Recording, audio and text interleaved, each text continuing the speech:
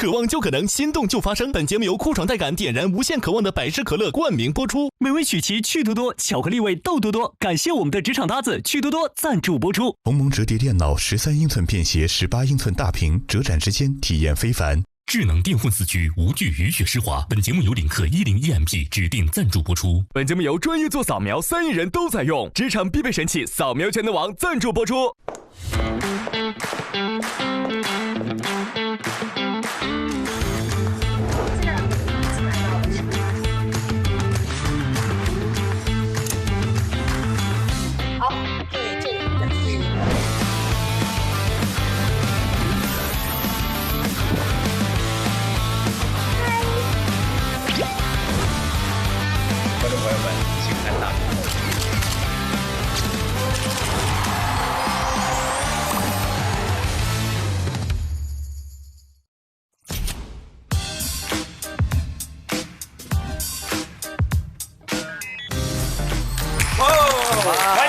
腾讯视频自制的国内首档职场观察类真人秀《令人心动的 offer》第7季，渴望就可能，心动就发生。本节目由酷爽带感点燃无限渴望的百事可乐冠名播出。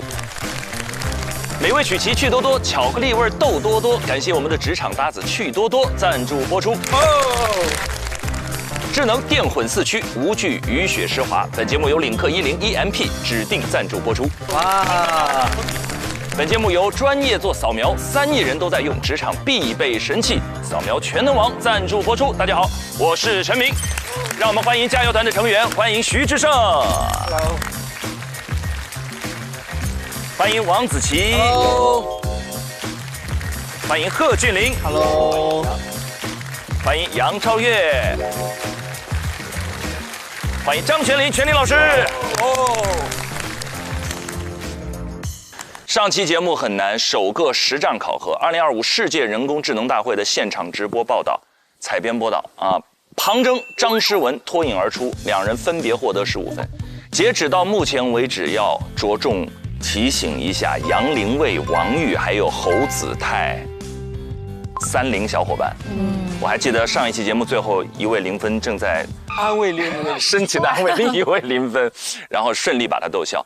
那今天呢，从这一期开始，其实我们上一期就已经聊到了，赛段到这里，天降神兵，踢馆实习生大概率是要出现的啊，踢馆不出所料，这一期就要来了，这一期就要来了。我想先问问峻霖，就因为你第5季参与过我们节目录制，踢馆实习生对于你来说，它意味着什么，或你对他留下怎样的印象，有吗？踢馆实习生吗？他腿劲儿应该挺大。啊，能踢，我踢，会武术。没有踢馆实习生的话，我觉得就是那种特别有实力的实习生吧。可能他，在我看来，可能是他在其他的地方是有工作机会的，但他可能为了这个他心仪的 offer 而放弃掉了一些他原本跟他能力匹配的 offer， 然后选择来到这里进行一个踢馆。确实如此，一般踢馆实习生叫无短板，比首发更强啊，一定是哦。因为我在4、5、6、7季整体的经验来讲，一定是因为一定是一个让所有人心都能揪起来的那样一个选手。那是不是只要有踢馆就要有淘汰？一定是。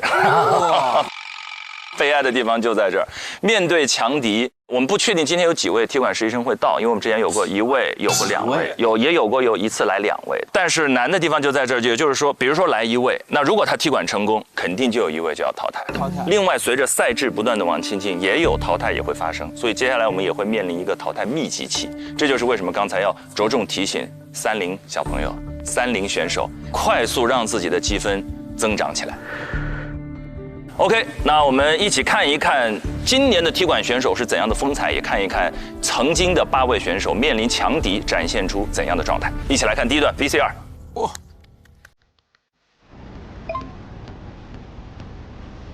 新的一天了，身心俱疲的实习生们。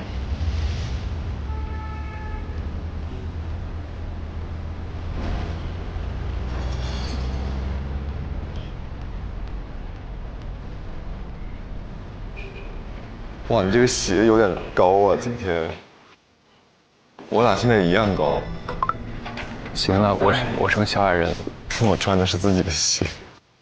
哈哈。而且今天很舒服哎，你不觉得冷气很足吗？我觉得我心比较凉。是你能凉得过我俩？我俩现在已经是冻住了。窗台那瓣和你种的花，陪我偷偷留下。我今天中午还要再点海南鸡饭。哎呀，靓丽的女生，朗子已经在认真学习了，很认真。Hello， 早上好。Hello， 早上好，玉哥。早。早上好，玉哥。Hello。怎么？那早上好，玉哥。你的香蕉是后子泰给你的吗？早上好，玉哥。早上好，子泰。早上好。我突然发现个事儿，得亏玉哥比我们都大，不然要喊你玉帝了。玉帝哥哥。好娇宠哦，好太宠了。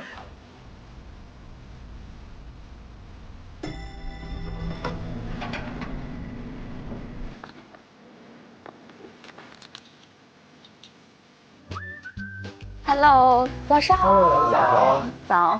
哇，这你们一大早又上班了，昨天那么晚，好辛苦呀。瑜伽裤的眼都肿了。啊，肿了吗？肿了，有点肿。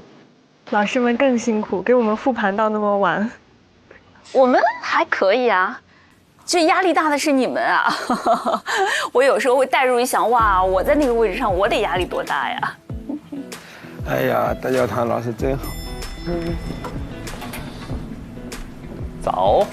早上好，老师。早上好，老师好。早。老师好。重整旗鼓了吗？嗯。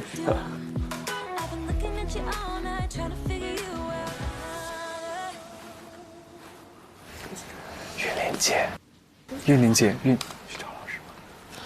现在过去。好。感觉大家那个很憔悴。晨晨老师，你在忙吗？找您聊一下。好呀，好呀。昨天没聊上，今天复盘一下。对。先说说你们想问的问题吧，因为你们其实已经跟其他2位老师都聊过了，对吧？老师，我有一个我个人方面的问题，然后就是因为我可能工作经历相对比较单一，然后导致我其实，在课题3这种偏直播型的活动的时候，我就感觉自己，不管是从经验啊还是理论知识上来说，就支撑不够，导致我在前期做策划的时候，我脑子其实特别乱，然后没有一个主线思路。像这种问题怎么去解决一下呀？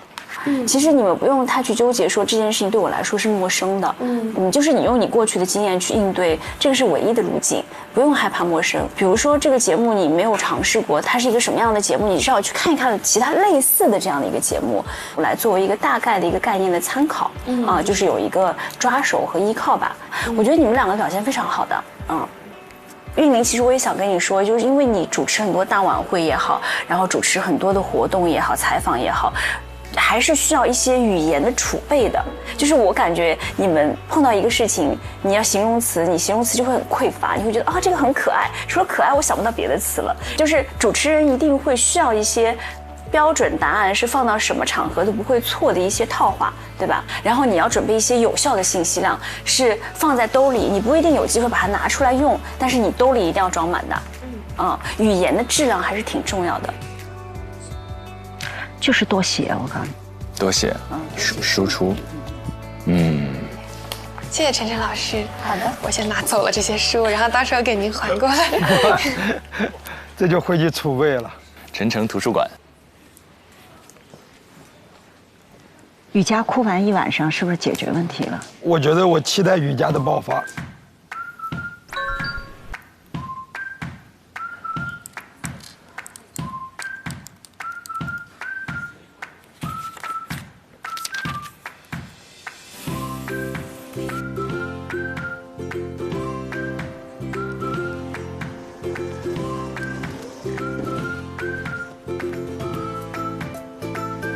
踢馆的来了，这是谁啊？踢馆的吗？走进来有一种助教导师的气质。气场强大。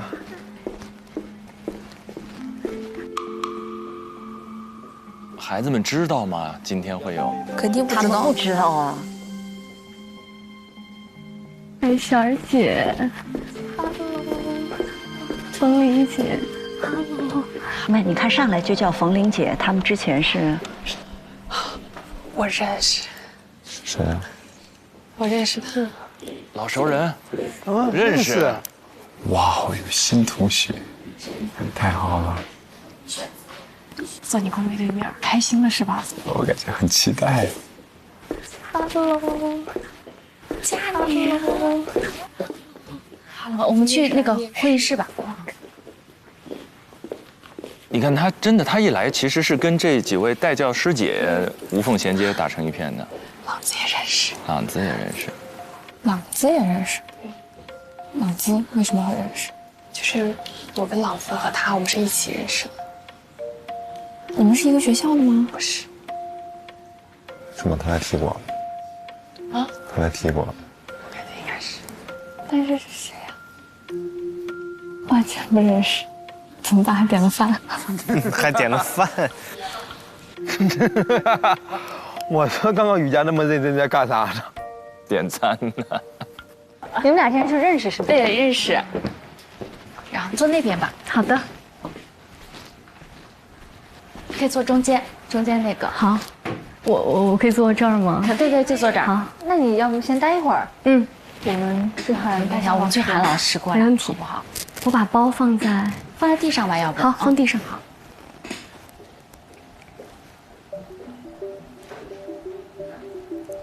其实踢馆是需要强大的心理哈。对。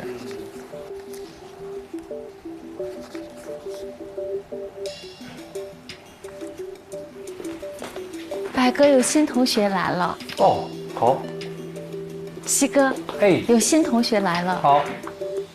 珊珊姐，新来的实习生到了。OK， 今天有惊喜。太惊喜了吧！这也今天有惊吓。是的，今天要踢馆，很可能这一轮结束之后，你又有人要淘汰了。哦，压力好大。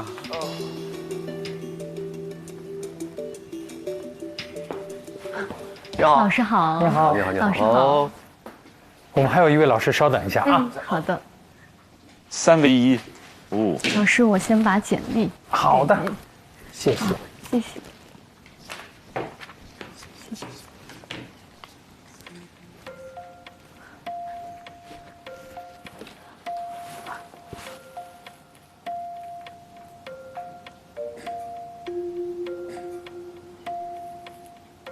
毕业了吗？还没有，现在是大3。哦，开学大4。开学大4。哪年出生的？04年。04年，哇，都好小。8颗牙。他是那个很标准的那个笑容。小贺，你们练笑容吗？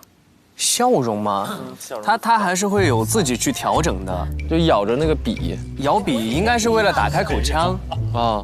因为有些人笑起来是嘴角向下的呀。嘴角向下，这样。老师好。啊，好，你好。哇，1米7， 44公斤，好瘦啊。对，你看他就是那个能露很多牙，很标准的笑，太牛了。好，欢迎佳宁。那我们先请你自我介绍一下吧。好的。3位老师好，我叫刘佳宁，来自山东临沂。我从小在上海生活，所以说对上海这座城市还是非常非常喜欢的。我今年21岁，现在是一名大3的学生。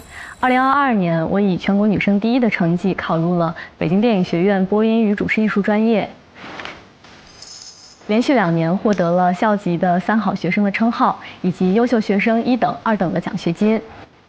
除此之外呢，我从大1开始，先后在新华网、央视的财经频道和央视的体育频道实习。俗话说得好，3分练7分吃。我们现在就来到了中国高校食堂的首创健身餐窗口。刚跑完2公里，今天咱们就来聊一聊人生跑道上的关键一战。在校期间，我主持了超20场以上的校级以及以上的大型活动，比如说今年央视总台的5·4晚会的大学生主持人。接下来我们将把这份少年意气化作权为哇，还有好多央视总台的，侠骨柔情，包括总台《青春立夏歌会》的主持人等。立夏的炽热光芒，让青春的故事永远鲜活。与此同时，我也积极的参加各类的专业比赛。去年呢是获得了安徽省我是主持人大赛的全国冠军，纵横中国的1等奖的荣誉。最近刚刚以就是最年轻的选手的身份，获得了中央广播电视总台主持人大赛新闻主播季的全国36强。我们看到传统的古建筑在现代的灯光下焕发出了新的生机。以上就是我简单的一个自我介绍。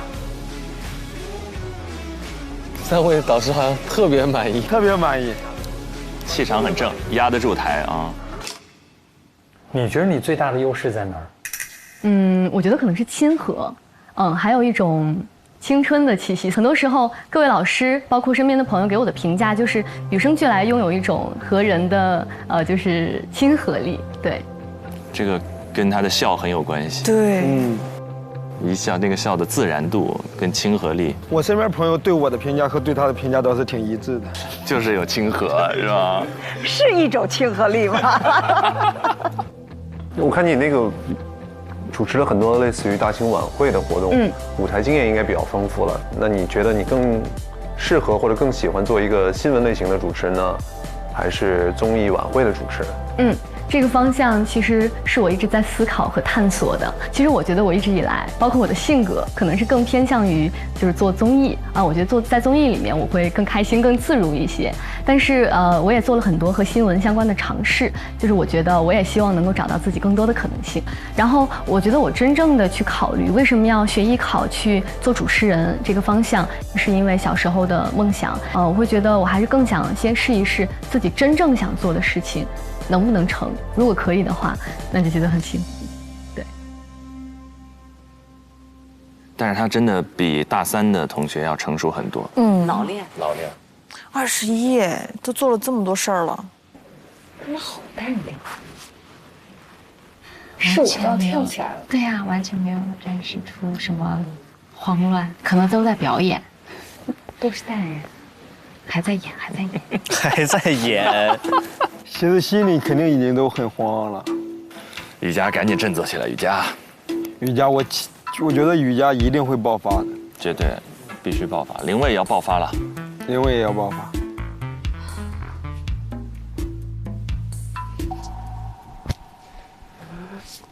我去接杯水压压惊。你现在能去那边吗？什么？能去那边吗？我想他们在那边面试。我问一下。 姐，我可以上洗手间吗？可以啊，可以啊。哦，你是去打探敌情的吗？不是呀。感觉他就是想去看一下，他就是看热闹。我发现了，感觉是2秒预设。什么？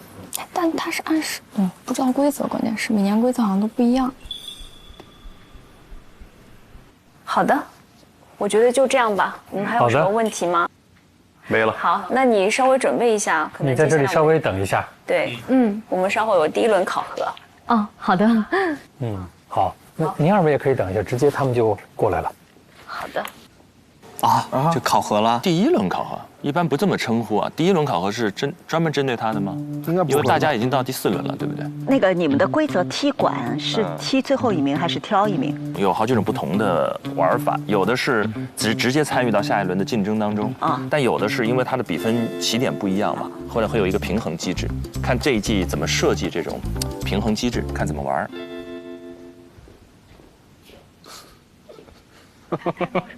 打探到什么情报？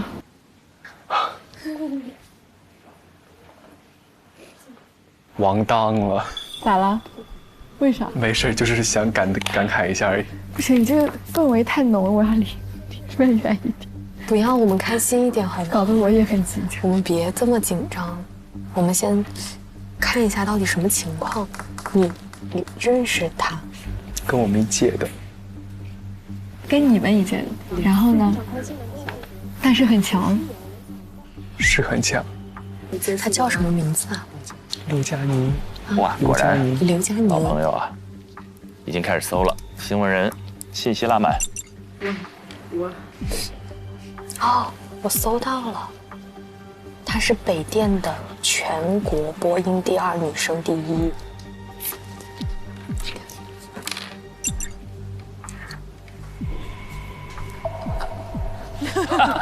林蔚，你看一些。薇薇，想来聊聊昨天的选题啥的吗？好，等一下。他们心思已经完全。这时候分数最低的人最紧张。3位0分朋友，只有子泰笑呵呵，子泰心态真的好。我吃饭。咋了？没有，我们这聊。过来一起聊。哦。我们现在在等待。我怎么还在看刘嘉宁的故事？他刚刚告诉我，他叫过。是嘉宁确实非常厉害。谁呀？你也认识？当然认识，刘嘉宁。明星同学。啊。知道是谁是吗？是嘉宁吗？子泰真的。子泰他不是不在乎，他是没想到。我说他心态这么好，他根本不知道发生过神马。对啊，你没看到？我没看到。我看到了。哇哦，我们2个算半个同事。啊，他跟他在体育频道实习过，那就。那是谁呀？哦，他是北电的，他蛮厉害的，真的。他蛮厉害，他专业蛮好，真的。他厉害在具体的领域。总之就是很优秀。全能，很优秀。但我跟他没见过。你没见过，但你知道他。我们互相可能都听说过对方。都是一个圈里的。各位实习生，我们到大会议室集合。好了，要翻牌了。走吧。林蔚加油，雨佳崛起，玉哥，雄起玉哥。没事儿，我很坚强。我不坚强，我希望你安慰我，好吧？嗨，你好。Hello， 好久不见。好久不见。Hello， 好久不见。我们坐这边吧。Hello， 好巧，我真没想到。嗨，佳宁，我是侯子泰。知道。咱俩认识。嗨，姐。嗨 ，Hello。哇塞，都认识。我想到会有认识的，没想到会这么多。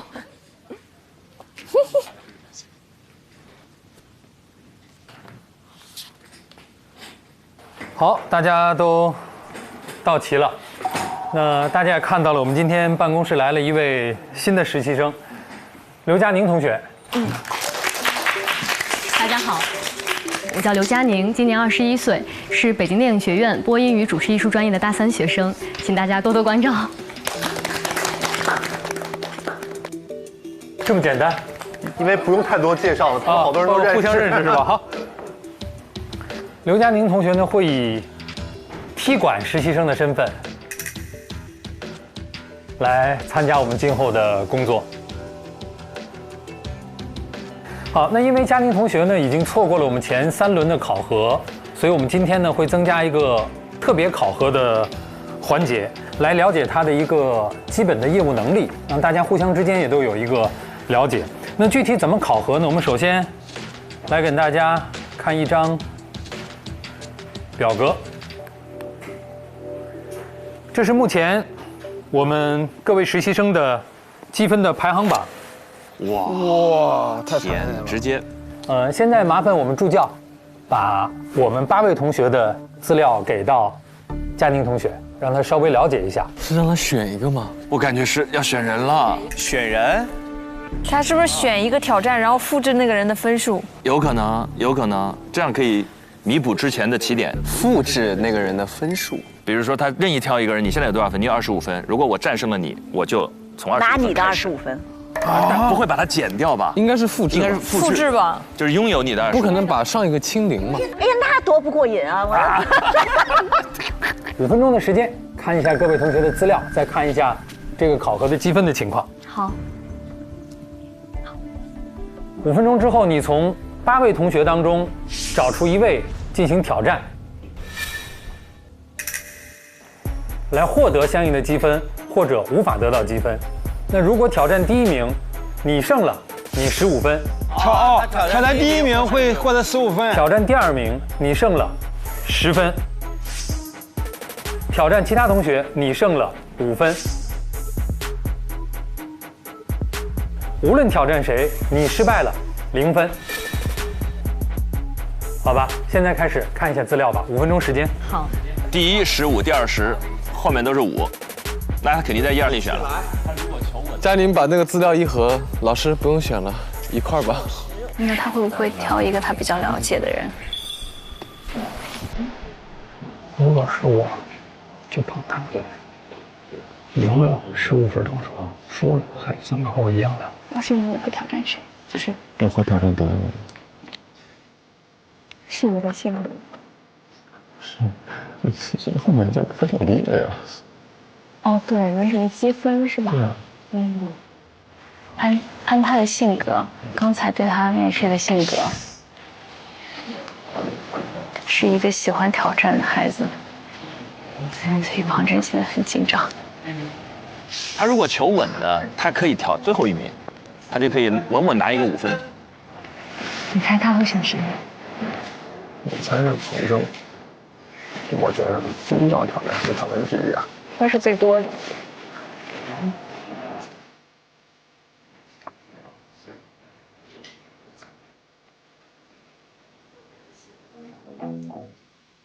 看完了吗？老师我看完了。好，那也看过考核积分了，也对各位同学从资料到面对面的都有了了解了。佳宁做个选择吧，挑战谁？我想选择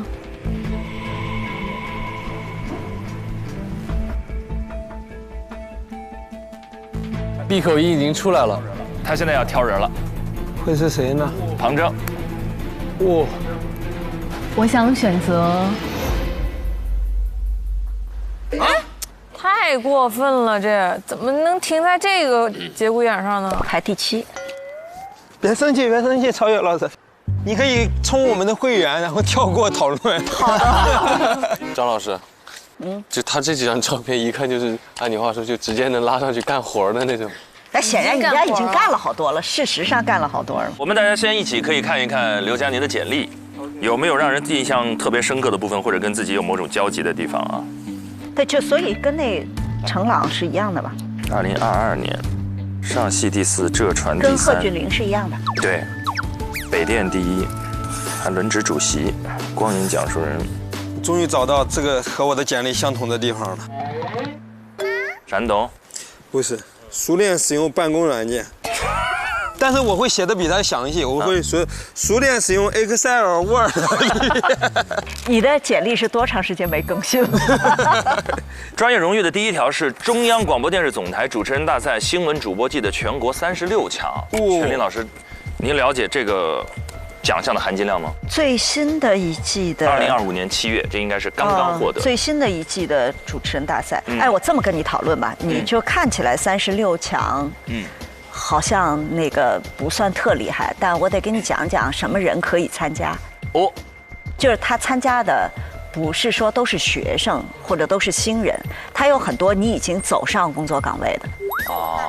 比如说参加的人大致就是这一群实习生的老师级别的。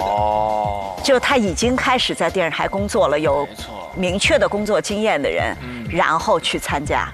然后参加进入你到总台比赛的时候就60个人，对，很厉害。所以在那个里面要杀出任何一轮，我觉得都是挺厉害的。能入围是不是就已经很厉害了？对呀，是能站到那个舞台，能有播出的镜头，他这属于是持续优秀。从山东高3的时候开始，在艺考就是一路领先啊，北电、浙传、上戏、中戏。合格证拿到手软，名次都在靠前。25年开始，他就在央视总台很多的频道，1套、5套，还有5次青年节特别节目当中。我真正看完他的履历，我印象深刻的是，他可能6边形战士哦。因为你看，就是文艺节目、外景主持、新闻节目、访谈节目全都干过。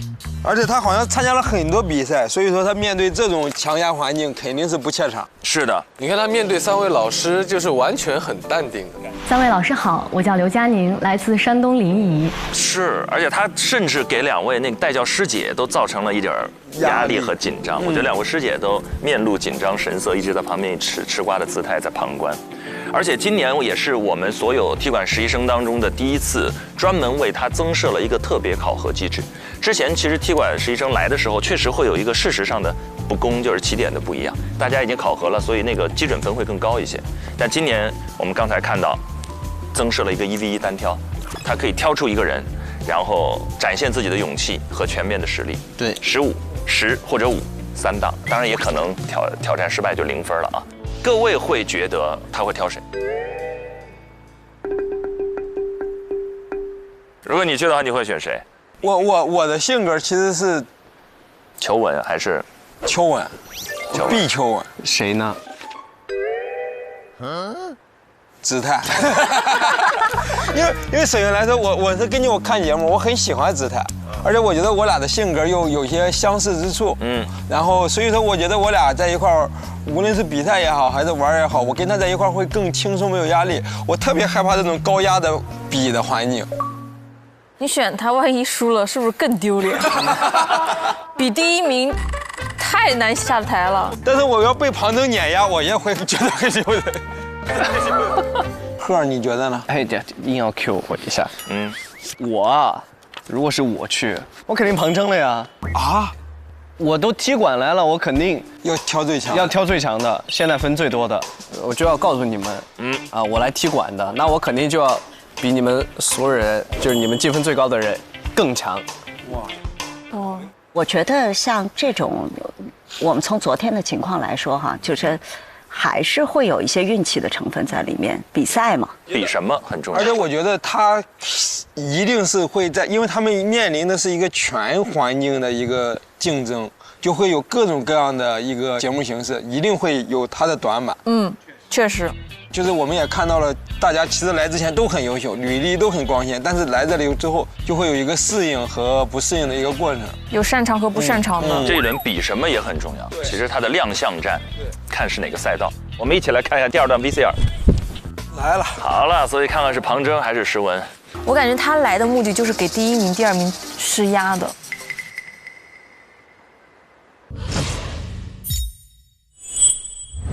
佳宁做个选择吧，挑战谁？那我就选第1吧。我想选择。看那个嘴型像庞征。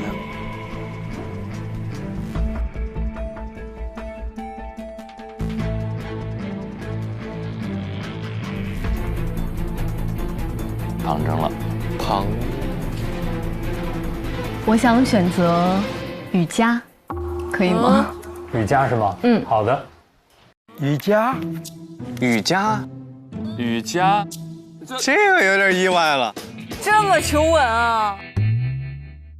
选我啊！雨佳都不了，你没想很意外吗？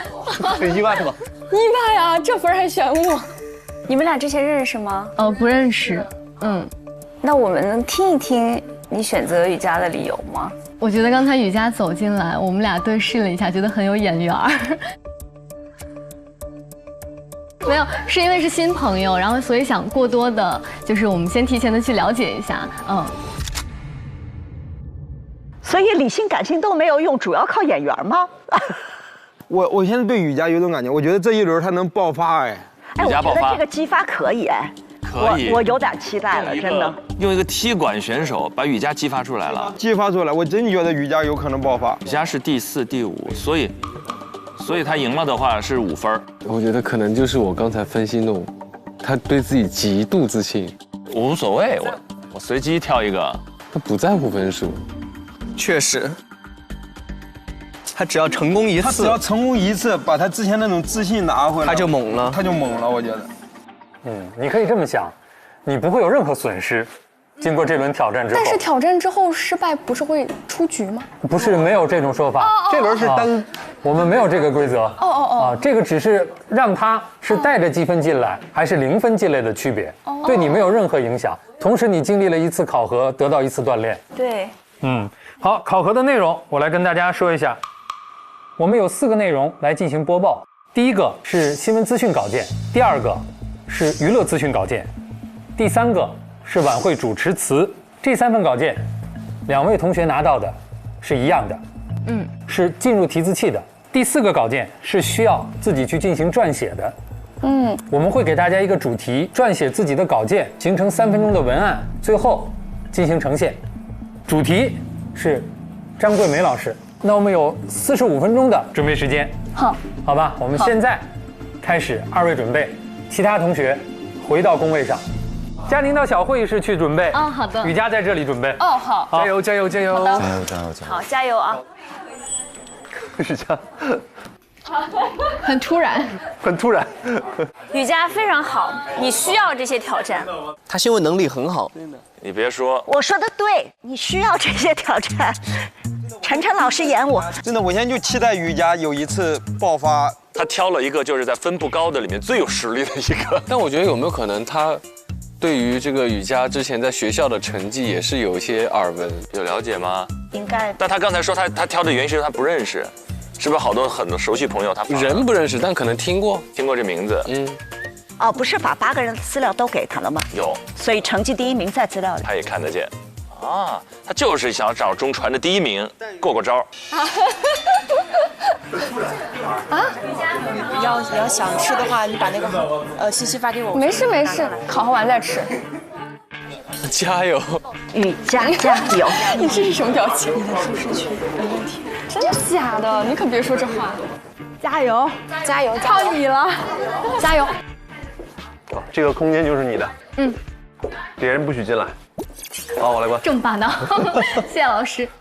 老师，不好意思，那个我想问一下，前3份稿件是我们什么时候会拿到？马上会给你。马上给你。在哪 ？OK。你知道我很怕他是选我，你知道吗？我以为他会选我。对，他的能力太未知了。但他给人一种很强的幸福力，就你看他这个人，就觉得他能力很强。哇，他才大3。雨佳，找回当时的状态来。Hello， 加油！好，我会努力。都努力。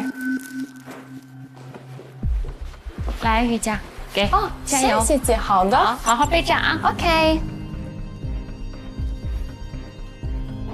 你的稿件。谢谢老师。没事，叫我师姐就行了。我也是学播音的，对。需要什么帮助你跟我说。好的，谢谢。纸笔打印什么的。好。 45分钟，就是拼了。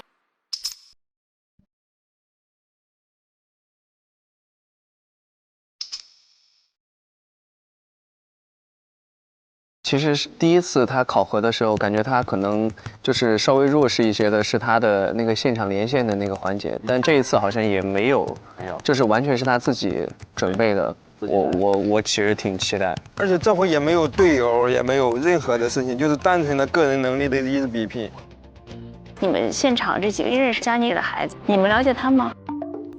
他们在这里都不敢说话，说我们代表不了的。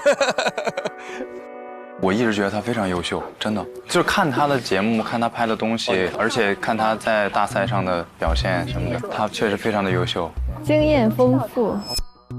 中汽协今天发布数据显示，今年上半年我国汽车市场声音真的很好，我得说，位置更沉，同比均实现2位数增长。佳宁的声音一出来，我感觉我家电视机打开了。标准新闻嘛。他倒没有选他熟悉的人。我们所有人猜的都是庞正。啊，对。但我其实猜到他会选雨佳，我觉得他们俩有点像，给人的感觉。就看他们俩了。按照雨佳的性格，应该会很兴奋吧？因为对于他来说，这次挑战没有任何分可输，这不是又是一次展现的机会？我觉得雨佳是战斗力，对，雨佳是很有斗志的人。就看他能不能稳了，就怕他一急。那是我们的看法嘛，对吧？那雨佳自己应该是充满斗志，应该很想要去挑战一下，想要赢。香港电影在进入21世纪之后，面临本市市场低谷运行的窘境。吴彦祖、谢霆锋。不对，感觉不对，状态调过来，稍微有一点点哑。好的，接下来我们来看一条娱乐资讯。第43届香港金像，有点快。第43届香港电影金像奖颁奖典礼上，香港电影在进入21世纪后，面临本地市场低谷运行的窘境。新人演员凭借新片，你看声音的位置更沉。新人演员凭借新片树立票房号召力的机制摇摇欲坠。今晚在这个中秋奇遇夜，我们和上海的赏月新地标相遇，同样我们也在和自己心中的思念相见。好听，俩人的和声。香港电影在进入21世纪之后，面临本地市场和那些如诗如画的瞬间相遇，和那些如梦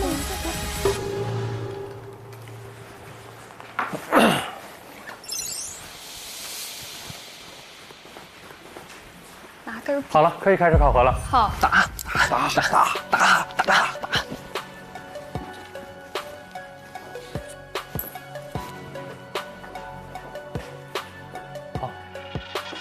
助教带他们到楼上吧。哦，好。起来，fight！ 打！走吧，走。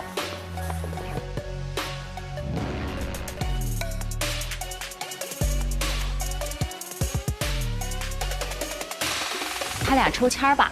抽签。现在就抽吗？抽了签之后，然后他俩那个站到相应的位置上。我跟你俩混混，你紧张了是吧？不是，我怎么那么紧张呢？抽吧，你俩。美女先来。不，一块来。没事，咱们就拿就近的吧。行，可以。好，谢谢。我是第二个。好，我先来。那我就不打开了，还给我们俩吧。好的。佳宁先来，雨佳看一看，观察。然后，来，其实你们两个人就是一人一个机位，然后一人一个机位。对，有2个地标，看到没？然后你们就先站好2个地标，对，是这儿和这儿，对，有一个黑色地标。哦，2个人同时吗？好，然后再稍微重复一下我们的规则，2个人是，比如说第1项新闻播报，1号播完之后，2号紧接着播，然后第2项1号说完之后，2号紧接着说，是这样来的，不是一个人把自己的4项内容说完。好的，哦，明白了。好。然后提词器可能还是需要你们自己操作的，哦。啊，一个说完，另外一个紧接着说，没有后场，一个人一个机位，自己控提词。我的天！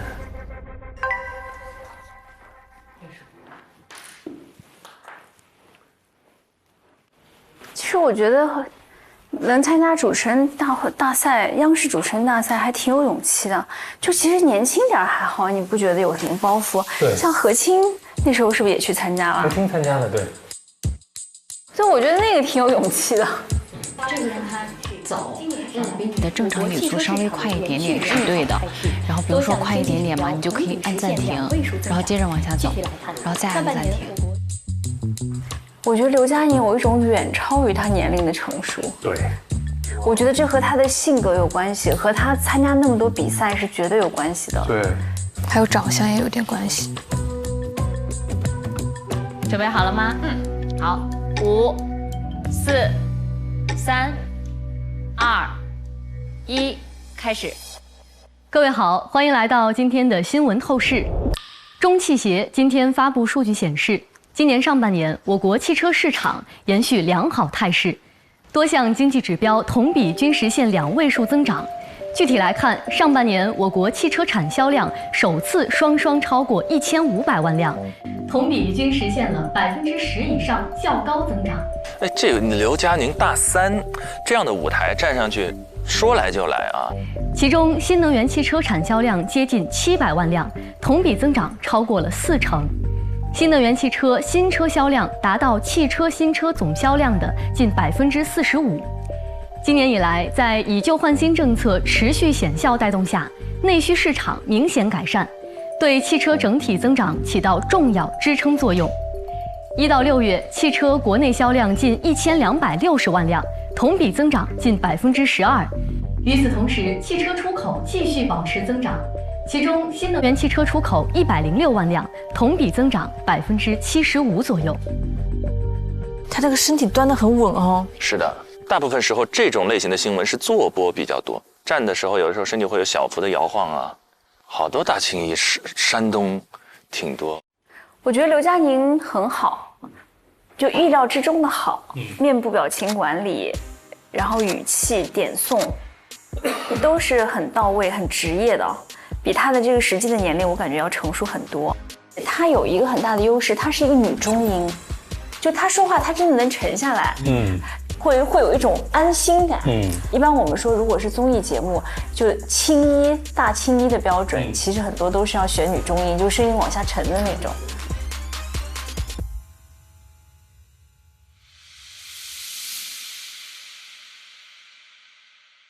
来了，哇！观众朋友您好，首先我们来看一条新闻资讯。中汽协今天发布数据显示，今年上半年我国汽车市场延续良好态势，多项经济指标同比实现2位数增长。两种风格，挺好的，挺好的，他的风格保持了，更青春，更积极。具体来看，上半年我国汽车产销量首次双双超过1500万辆，同比均实现了10%以上的较高增长。其中，新能源汽车产销量接近700万辆，同比增长超过了40%。新能源汽车新车销量达到汽车新车总销量的近45%。其实李雨佳播报是很强的，对她的状态好，明显状态是起来了。我觉得更喜欢雨佳的。今年以来，在以旧换新政策的持续显效带动下，内需市场明显改善，对汽车整体的增长起到了重要支撑作用。1到6月，汽车国内销量近1260万辆，同比增长近12%。与此同时，汽车出口持续保持增长，其中新能源汽车出口106万辆，同比增长75%左右。我觉得这一次李雨佳的表现是比她前几位课题都要好很多的，就是他们风格把握得很准确。他对稿子是理解的，所以才能把重音打得对。但他其实，在第一个课题当中的播报，我觉得播报分他也是最好的。对，是的，播报对也是可以的，也是最好的。我觉得他是最好的。最好的。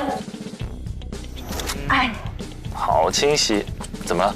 我好紧张，我前面都没那么紧张过。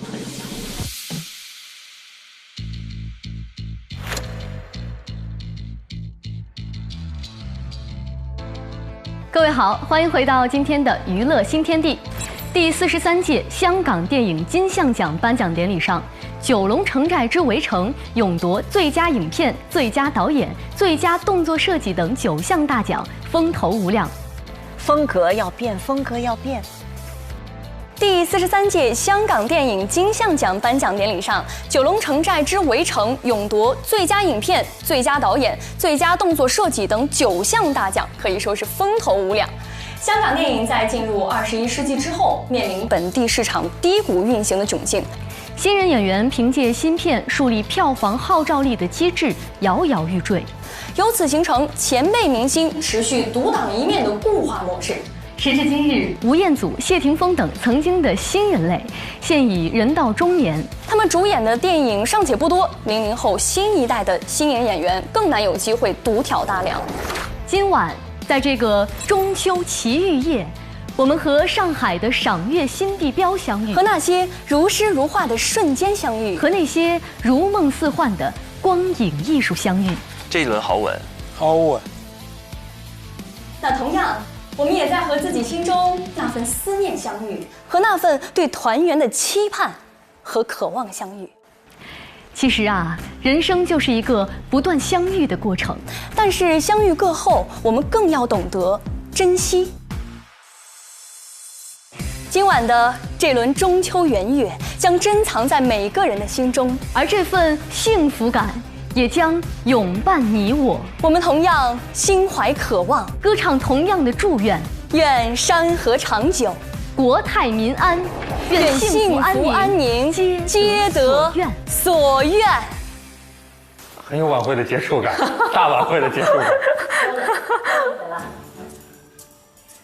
其实总体来看，他们这2轮的稿件处理是各有千秋的，就看他们最后一轮人物讲述的发挥了。旗鼓相当啊，这是针锋相对，风格不一样。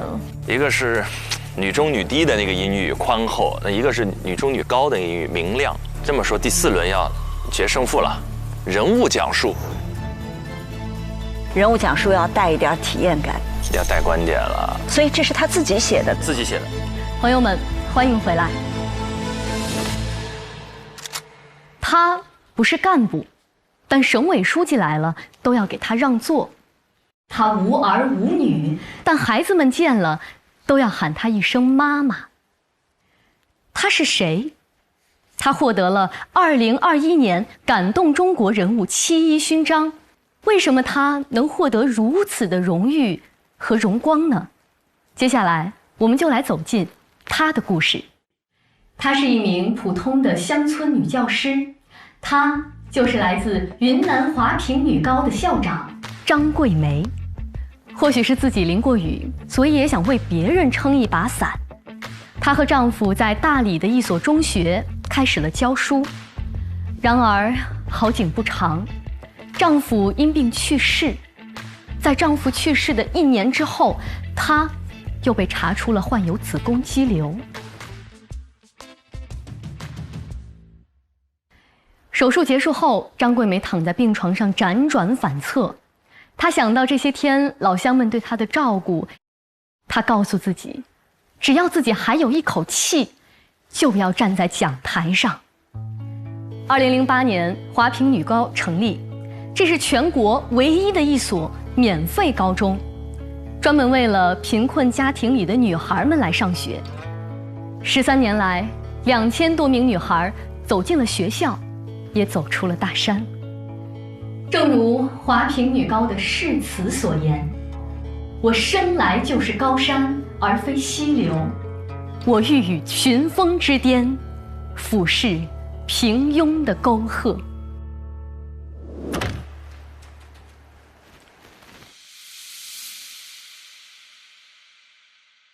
观众朋友您好，欢迎收看今天的人物故事，我是雨佳。首先，我想要给大家分享几个数字。另一种风格了。63岁，20多种疾病，40余年，1804张录取通知书。这个更抓人。这开场好。这是张桂梅老师的简介。相信张老师的故事大家已经非常的耳熟能详了。在云南华坪的大山深处，一所很特别的女子高中，在过去15年送出了数千名的女学生。但是其实很多人不知道的是，在张桂梅这个名字的背后，藏着一个未曾写就的玫瑰。在1957年，黑龙江一个开满着野玫瑰的小村庄，它叫赤眉火龙。在这个地方，一位父亲望着漫山遍野灼灼开放的野玫瑰，满怀希望地为他的女儿起了名字，叫张玫瑰。在户口登记的那天，当时的登记人员踌躇了很久，却在那个上面写上了自己更熟悉的2个字：张桂梅。而这只未能绽放的玫瑰，却被命运又带到了千里之外的贫瘠的山村。在这里，他看到的是一番截然不同的景象。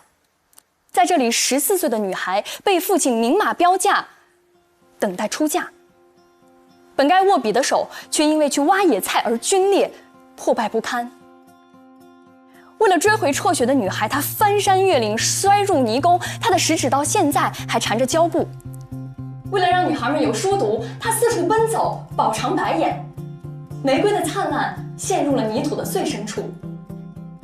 它是真实的人物故事，立得很有血有肉。对，你说的特别对，就他是一个讲述者。去年冬天，有几个毕业的学生回来看他，他们簇拥着张老师走过操场，有的人创业了，有的人成家了，也有人选择回到山村成为一名教师。那一束束倔强的野玫瑰，在冻土里又抽出了新的嫩芽。这些看似在风中摇曳的小花，让我们明白，那只当年户口簿上没能写就的玫瑰，并没有消失。它以另外一种方式，在这片贫瘠的土地上，在2000多个被点亮的生命里，给我们共同营造了一场最美好的春天。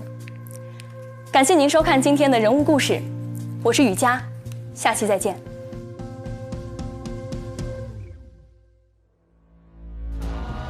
它有人物，有情境，然后有故事，有脉络往前推进。这段词儿的质量远远好过这段词儿啊！是的，实力，雨佳，看功底。佳宁在形式上已经无可挑剔，但是雨佳在内容上更胜一筹。谢谢老师，谢谢。好，不错不错不错，你们俩可以吃点东西了，休息一下。好的，谢谢。走，走。师姐，你吃饭了吗？我们吃了，给你们带了。你知道我2个小时前点好了海南鸡饭，结果到现在都还没吃上。对不起，玉姐。没事没事，不是怪你的意思啊，就是咱们就是说非常惊喜，一次特别的体验。这块他没人对吧？没人。哇哦，谢谢。有凳子吗？多余的。哇哦，欢迎新同学。哎，都是熟人耶。嗨姐，我们也是去年暑假见的吧？去年？哎，前年。是去年。你俩是什么机会？新华社的那个活动，对。哦。哎，所以说你跟大家其实都是认识的。我好像认识4个，我认识一半。就是还有程朗，因为这个圈子就是蛮小。是吧？我程朗。谢谢程朗，谢谢。好，你们忙吧。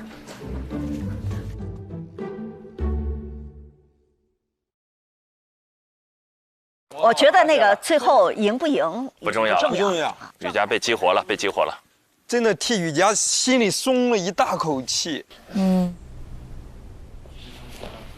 太少。紧张吗？还可以，结束了就还好。校对结果。紧张吗？没有，咱第一次紧张，他肯定比我紧张。他第一次到那个演播室，第一次用那个提词器。哦，你在楼上用演播室。对啊，所以肯定他会比我更紧张一点。而且我俩抽签，他抽的是152，准备时间久。好，各位同学，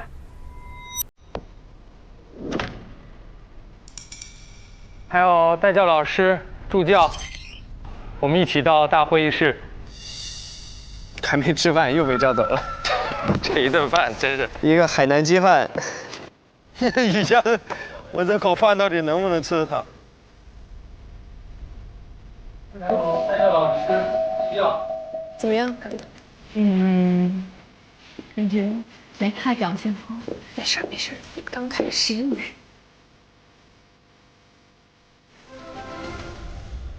好，大家都到齐了。那刚刚佳宁和雨佳进行了考核，我们3位老师经过了非常认真的评议，有了一个最终的结果。雨佳胜出。佳宁和雨佳这轮特别考核胜出的是雨佳，雨佳该要一个大大的微笑了。雨佳 ，yes， yeah， 笑出来吧，雨佳。谢谢老师。守擂成功。守擂成功。我觉得这一次李雨佳的表现是比他前几个课题都要好很多的，就是他每一个播报不同的节目风格把握得很准确。我觉得他交流感和目标感更强一些。我觉得他眼睛里他有对象，我在看着一个人说话，我在看着一些观众在说话，不错。那也就意味着接下来佳宁是带0分，进入我们接下来的实习。哎，所以就不用淘汰了，对吗？不是不用淘汰，只是佳宁以0分来进入到我们下一轮整体的。那就是说后3名还是会有可能。现在变成4个0分了。然后经过接下来这一轮的课题发布，再来看。没分啊，老师。你没有分。我以为我有分。雨佳还想要2分。你只是作为守卫者，对，守擂成功，守擂，好的，辛苦了姐。哇，他真的挑了这所有里面新闻播报这4轮最强的，我觉得是，这是不是？是他挑了最强的一个，我的妈！那佳宁其实这样的话，他就同一起点，大家对他的期待，所有的东西要求标准都会放在了同一起跑线，我觉得也是一个好的事情。没错，没错。那下面我们就发布课题4。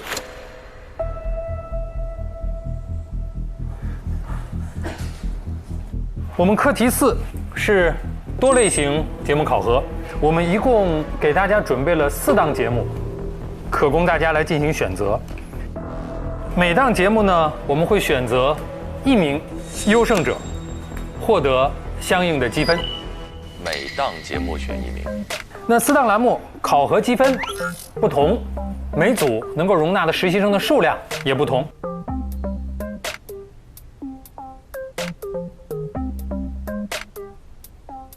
第1档新闻夜线，观众朋友晚上好，欢迎收看新闻夜线，我是张希，我是郭凯旋。受第6号台风，张希老师那种感觉很帅。太平洋百货徐汇店日前发出公告，那有关涿州救援的最新情况，我们马上连线特派记者冷伟。冷伟你好，当时我们接到报警的时候，报案人是怎么说的？是这样的，被害人报案之后呢，是1档新闻资讯栏目，是20分。考核方式是在我们上海广播电视台魔都之眼 S2 演播室进行1小时的模拟直播。考核时间是7月30号的晚上。实习生将作为节目主持人来播报热点新闻，并将新闻当事人请进演播室来进行访谈。第2档节目是东方新娱乐。大家好，我是温馨的依依，我是暖心的冯玲，这里是东方新娱乐。这个适合那个小黄鸭组合。有矿，确实。昨天明明是小黄人，今天是小黄鸭组合。娱乐新闻资讯栏目是20分，考核的方式是棚内录制，考核时间7月31号上午。实习生作为节目主持人，合作制作并主持一期东方新娱乐，需要进行娱乐资讯的播报，并针对嘉宾来设计互动的内容。第3档是多人圆桌对话节目，遇见他们是25分。你这个阶段整体感受是什么？感受就是家里那个承重墙倒了，我来就撑起一片天了。这个节目很多人关注，压力挺大的。感觉庞征对这种节目就很有特点了，粮食要顶的。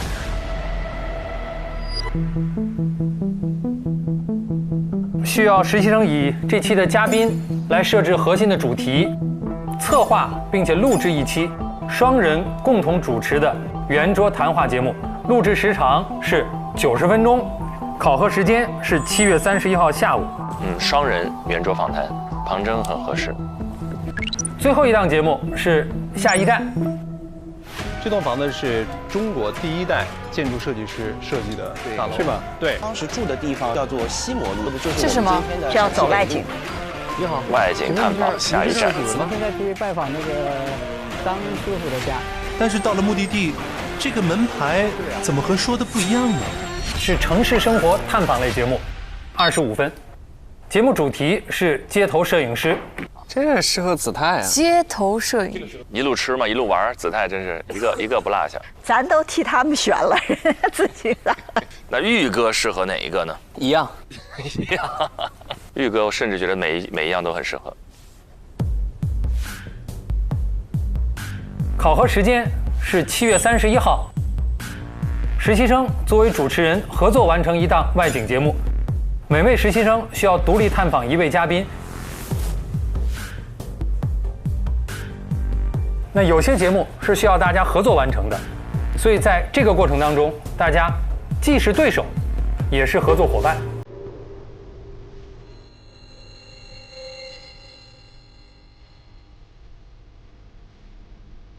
最终每组只有1个人胜出，哇，拿到积分。在这里啊，要特别说明一点啊，就是贴管实习生佳宁。在考核4当中，只有获得了该组的第1，获得相应的积分，并且留下。哇，他必须要拿第1，他才能留下。如果没有获得该组的第1，踢馆失败。踢馆失败就不能够继续进行实习。那其他同学要明确的是，如果佳宁留下，我们将从其他的实习生当中选择1位，提前结束实习生活。要么佳宁留，要么就走1位0分。好，那下面我们就要来让各位同学来选择自己想去哪个栏目来进行学习。各位同学，我们选择的方式是，大家先进行抽签，选择1到9的顺序，抽完顺序之后，我们按照1到9填写自己的名字。我们先来抽签。来吧，来吧，来吧。那我们就抽呗。来吧，来吧，来吧。哎呀，我是第5，你是第几？是第3。3，这个靠前有优势。9啊，8。谁是第一个？我还没看。玉林是第一个。反而这种局，我觉得第一个好难选。我。哇！他先选，他先选，所有节目他来选。好好的运气啊！我的运气也太差了，我想数。咱俩怎么命运那么坎坷？每次都是。每次他为什么都是最后？永远是岳林。他俩又是第8、第9。把娱乐新天地留给他俩，刚好。没事，不过这个因为每个人的风格和优势都还比较鲜明。现在2点13分，我们2点18分，大家去开始写自己的名字。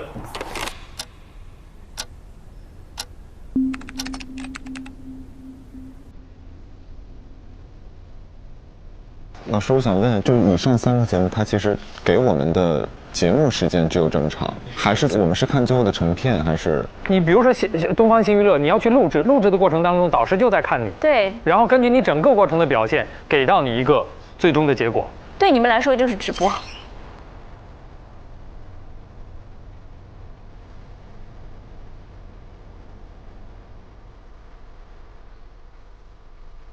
张希老师，对，我还有一个问题，就是我们选的嘉宾是现在选定了之后，我们就可以开始。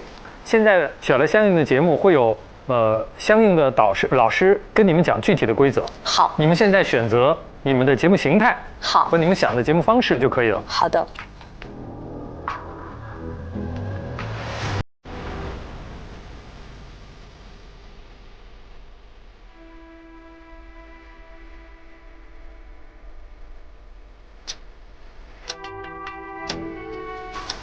好，那我们开始选择吧。这样，每个人自己上来直接写自己的名字。我想选的肯定是选不到了，已经，因为我想选的，肯定也想选。好，好了，佳宁会选哪个？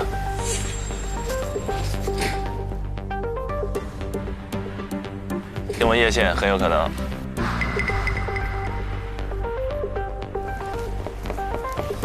啊，娱乐，东方新娱乐。第2位，他选了娱乐。Why？ 杭州去做那个。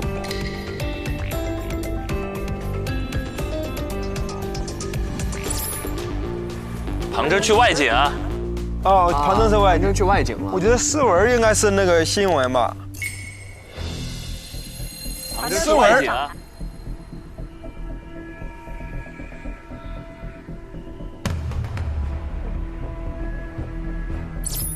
耶！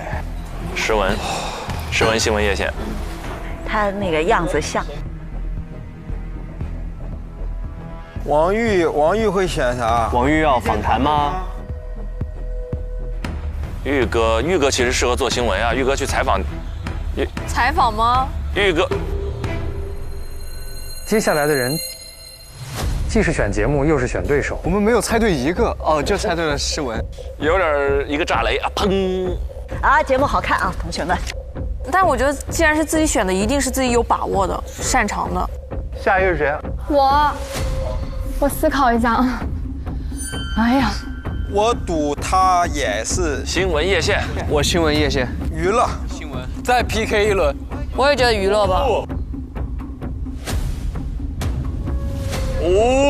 不要纠结了。雨佳绝对娱乐。来吧，雨佳。选一个分多的。又一次。哇！又一次，他跟佳宁又碰上了。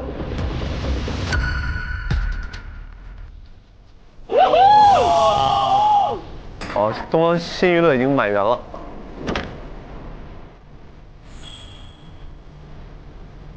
没有在这儿我拿到分，还要在我这儿离开这里。就你来选我，我就要把你送走吗？是。他俩谁赢了？他赢了，那个佳宁就走嘛。对，是的。哦，该我了。是我把你想选的选了。子泰。采访吗？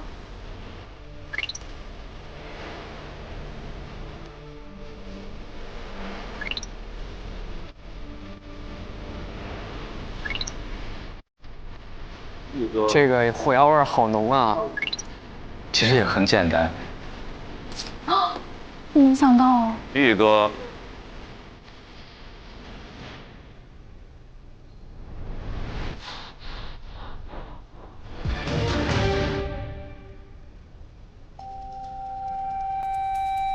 两位男生，子泰，你选下一站呢？子泰，我们在猜测这条路上得了0分。0分，0分。Next one。我已经看到了我最后的结局了。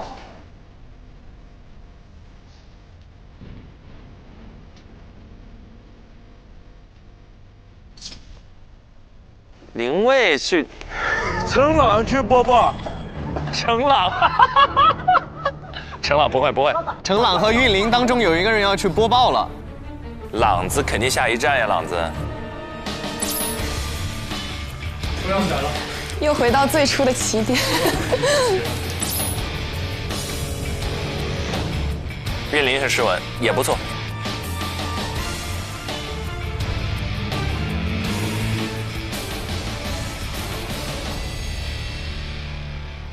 这方案不够斗啊！年轻人有想法，交给你俩一定行。我来加点豆，再加点豆，还是不够斗啊！那就来一大桶趣多多，更多口味，更多豆。趣多多巧克力味道，缤纷豆多多，香菜趣多多，一起灵感刚起来口趣多多，一起趣多多，我来趣多多，一起趣多多，美味趣多多，哦耶！哎，现在的问题，如果这个输了，佳宁直接淘汰；如果佳宁不淘汰，子泰和王玉就必有一个会淘汰。还有那个林蔚也是。林蔚跟谁在一起啊？林蔚和庞征、陈朗，他们3个在下一站。啊。我们可以稍微把他们重新摆一摆啊，这样便于我们去记住他们刚才各自选择的内容。诗文和韵玲是新闻。第二组是佳宁和雨佳。这俩是一波的。下一站3个人也是只有第1名得分。对，是的，有2个会不得分。哇，捉对厮杀了。现在其实最难的是林蔚、王玉和子泰。其实最难的是这就他们俩了。佳宁是最难的嘛。首先这一组因为刚刚已经败过一次了，在心态上也会受到一些影响。雨佳是带着这种重整旗鼓的锋芒，所以你看啊，现在的情况是这一组是不会有人被淘汰的。诗文和韵玲，他有10分嘛，他有25分嘛，没错，所以他们俩已经不会被淘汰了。对，是因为这两个人都是0分，在一个组里，所以必然会出现一个0。你们觉得谁比较危险？这不知道。玉哥。其实他们俩的命运掌握在雨佳姐的手中。Yeah。雨佳赢了，他就淘汰；如果雨佳输了，就是他们3。林蔚其实也很危险，因为林蔚他们是3个人竞争。对呀。他们的不得分的概率是66%，他们还是50%，而且他们组里还有个庞征。对啊。但是下一站，因为他要每一个人去探访一个嘉宾嘛，其实就看这个现场和嘉宾的配合度了。这个感觉啊，我觉得他们仨其实都有各自有在现场去跟嘉宾探访的这样的一些优势，是。所以我觉得这一组其实你还很难说庞征有断层领先的机会。对，而且在直播中他跟人沟通的这种高情商、春风化雨和丰富经验，所以以反正第一组现在是不会有人淘汰的，按照目前的赛制。是第二组真的握在雨佳手中，雨佳全力一击，捍卫自己的小伙伴们。佳宁就住了2晚上回去了。不能吧？不能吧？哦，有学长在这里啊！不能吧？你聊聊你的看法，子琪。不能吧？你对你的这位学妹感觉如何？佳宁整体感觉还是非常有实力的，在这一次的众多选手中。是的，我觉得如果说只是比了2轮就打道回府了，会有些可惜。太可惜了，太可惜了。佳宁各方面也感觉非常全面，但我也不理解他声音这么适合新闻，为什么选了一个娱乐播报？他可能更多的是晚会主持吧，他好像他的这个简历上很全面，他有大型晚会主持的经验，也有这种新闻，也有外景，所以其实下一站这一类型其实他也很适合。而且有没有可能他想要展示一下这方面的能力？因为播报他刚才已经参加过了。对。就是你选择太多了，但你又不知道你和谁去搭档或者竞争。反正我就觉得这种时候第一个选就压力也很大，比较吃亏，是他没法选对手。其实你看，像新闻叶县、思文和韵林，思文肯定是没问题的，因为第一轮咱们看到过了。其实是替韵林捏把汗的。但是韵林不面临淘汰的危险，对他不面临淘汰，但是他在这个过程中，其实他自己的压力也会非常非常大嘛。我最操心的事情是，我觉得遇见他们现在2位男主持人同时同台去做采访的时候，其实比单人采访更难，因为有合作。对对对，我还以为您说因为有王玉，所以就因为有王玉，所以合作就更难。是这意思是吗？我们可以看看，王玉跟谁能融在一起？哦，王玉已经经受过好几轮测试了，是吧？对，淘汰了好几位，就是。王玉的思维会在自己的框架里有一条完整的线，不太容易受别人的激发和影响。但双人采访其实是个互相托底、互相激发的过程。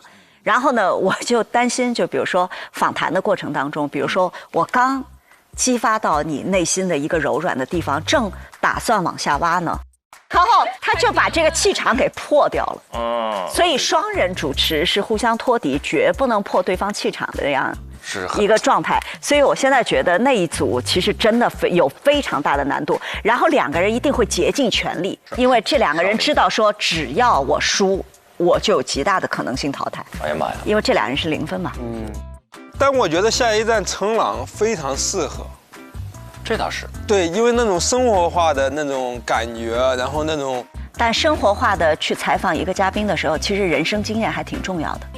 因为你得快速的同理心嘛，他要去采访一个嘉宾的，他不是一个吃吃逛逛的节目。如果他吃吃逛逛，我投陈朗1票哎。很有道理。我们刚才做了一些我们这个视角的推断，但不一定准确，因为我们之前对他们所有人选这栏目组几乎没有中一个，真挺不容易的。那也就意味着接下来的每一个环节都会给我们带来非常多的惊喜。我们第一个走进的会是哪档节目呢？是新闻叶县组的备战，一起来看一看备战情况怎么样。那大家每个人都已经有了自己的选择，接下来呢，各位带教老师就带着选择自己的实习生回到自己的办公室，把接下来的考核安排跟大家做一下介绍。谢谢老师们，谢谢老师。你们俩跟我走吧。好，走了。来，下一站的3位，请到我的办公室。咱俩也是凑巧，你俩刚来就开始。就是强行捆绑在一起了，只是因为觉得这个方向很想选。是吗？雨佳棒。我跟你说，咱们俩其实就一个任务，稳住把这活干完。我们是一起还是分开？一起哦，一起稳住把这活干完。但是我在想，我的风格跟你的风格实在是差异太大。你是什么风格？我是轻松愉快的风格。可以啊。然后我不是那么新闻，其实我觉得挺好的，就我没有办法太正的去。我也可以很轻松，我那个直播也走。那我们就轻松一点好不好？好。我们俩稳住，把活干完。已经想好什么节目形态了？你看，我们俩在对我们俩的风格。你们看过新闻叶县吗？没看过。看过呀。那天只一个片段啊，所以它整档是1个小时的新闻资讯类的节目。哦，他们是同场直播，2个人在一起。一起搭档。这种新闻确定风格是不是应该看新闻当天播出的新闻稿件呀？跟稿件有关系，也跟个人的播出风格有关系啊。那我们的考核呢是放在明天晚上新闻夜线结束之后，两位同学进到演播室当中，我会给大家准备一张串联单，大概总体节目时长1个小时，你们2个来进行播报，包括访谈。访谈内容我们会把选题和嘉宾在明天7点钟的时候给到你们，你们2个要合作完成这个提纲的撰写。时间很紧。这个节目呢是东方卫视下一站，它是一个城市探访类的节目。这次的选题是街头摄影师，你们3个人会分别去探访1位摄影师，3个人需要共同出镜来完成这档节目的开头和结尾。需要你们3个来想好，结束自己这部分之后，想一想如何用语言来引出下一位主人公。然后呢，我就给你们看一下，这次我们选择了3位，街头摄影师。分别是 Alice 一位外国小姐姐，她是一个白俄罗斯人。然后另外2位，其中呢一位是以前在汽车行业工作的，结果呢因为企业倒闭了，他就只好转行。另外一位是他在有一次旅行的过程当中，偶然发现有几位老年人，他们穿着的非常时尚，给予了这位摄影师启发和灵感，所以他以后就拍摄了大量的老年人的街拍。街头摄影师是个好话题，可潮了，而他们特别爱在街边喝咖啡。上海有一波老年朋友，太酷了。所以你看，这就意味着他们要看见街头摄影师，还要看见他的看见。对，还要理解，要共情他的看见。需要呢，你们想一想如何分配，谁去采访哪一位摄影师。有没有想选的嘉宾？这个是第1个嘉宾。陈悠宇这个感觉是为你量身的。那我就选这位外国朋友了。陈朗、双语。可以啊，可以啊，因为你跟他聊天，你肯定语言优势会更那个。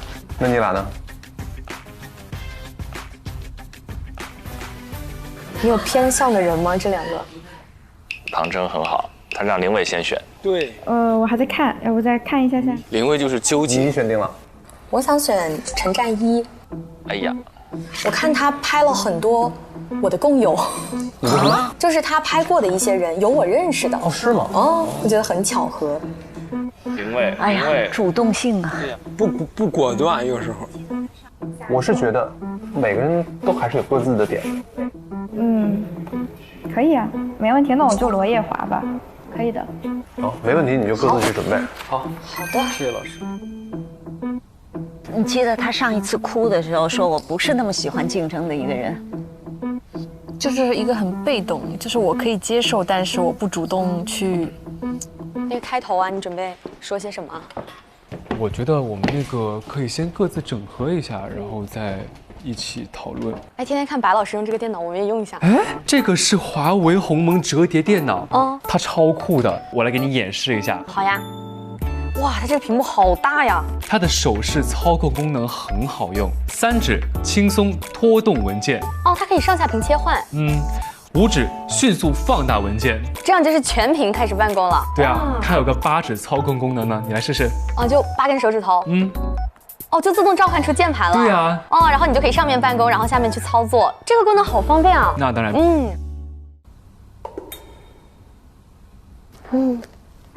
老师，我知道你肯定从内心是不想选这档节目的，因为你抽签的顺序没有办法了。老师，你是不是觉得我那个新闻播得不好？没问题，陕西播音很好的。学过播音主持的，我们先说一点这个基本功的事儿。调门不觉得有点高吗？就是声音应该再低一点，就是你没有气息的支撑，会显得声音单薄。那应该怎么去做这个气息支撑？你们上课也不讲是吧？你们学校的授课风格不讲这方面的，我知道。就是可能就是不太多，新闻不太多。对，所以就是从单纯播的角度来讲，你不占优势。对，气息的支撑。这确实是中传的传统优势。不是说新闻播的不好，因为你可能更适合哪一个。没关系，我可以把尽力做好。对啊，就好了呀。而且直播挺刺激的，喜欢直播。我想弥补一下遗憾。什么遗憾？我2次直播都挺遗憾的。凡尔赛，你都拿第1了。但是确实我自己体感都不太好。我想哭，是吗？我真的好想哭啊！我真的想哭。你不用想哭，这是你非常擅长的一个领域。所以下一轮考核是一定会淘汰掉的。一定会淘汰掉。如果前提佳宁是第1，那么从原来的8个里走1个；如果佳宁不是第1，佳宁直接走。对佳宁的考验太大了，确实。而且他俩选一个组里，我跟凯旋一对是哇，俩人冤家路窄又撞一起去了。这明显是雨佳要去选的，雨佳是后选的吧？佳宁是第1个上的，战斗力上来了，雨佳被激发了，又一次。我觉得雨佳是觉得，既然这一轮我能卡过你，我下一轮也能够卡过你，那很明显我就把你彻底赶出去。对呀，这个出去就彻底出去了。所以这个选实际是一种运筹帷幄。雨佳可能从心里甚至觉得，我替你们所有人把他。这不是俊林说的吗？镜头里镜头外说的都一样。